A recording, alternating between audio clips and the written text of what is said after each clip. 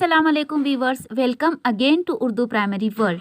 ترتیل القرآن سیریز کے تحت پیش ہے 22واں پارہ جز 22 کا مختصر خلاصہ۔ اس پارے میں 4 حصے ہیں۔ نمبر 1 سورہ احزاب کا بقیہ حصہ، نمبر 2 سورہ سبا مکمل، نمبر 3 سورہ فاطر مکمل اور نمبر 4 سورہ یاسین کا ابتدائی حصہ۔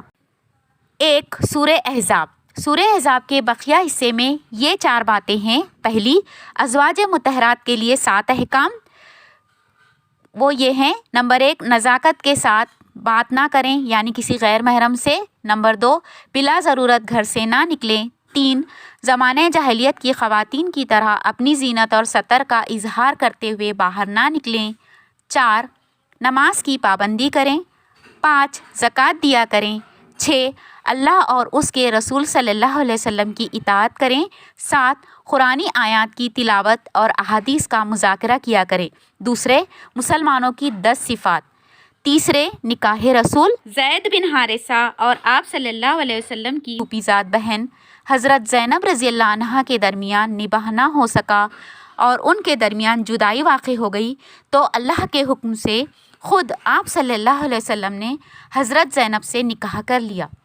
چوتھے، نبی صلی اللہ علیہ وسلم پر درود و سلام کا حکم۔ نمبر 2 سورہ سبا۔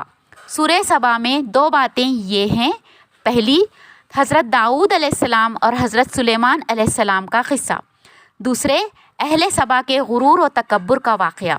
نمبر 3 سورہ فاطر۔ سورہ فاطر میں 2 باتیں یہ ہیں: پہلے، توحید کے دلائل، دوسرے مسلمانوں کے 3 گروہ۔ نمبر 1 وہ مسلمان جن کے گناہ زیادہ ہوں، دوسرے نیکیاں اور گناہ برابر، اور تیسرا گروہ وہ جن کی نیکیاں زیادہ ہو۔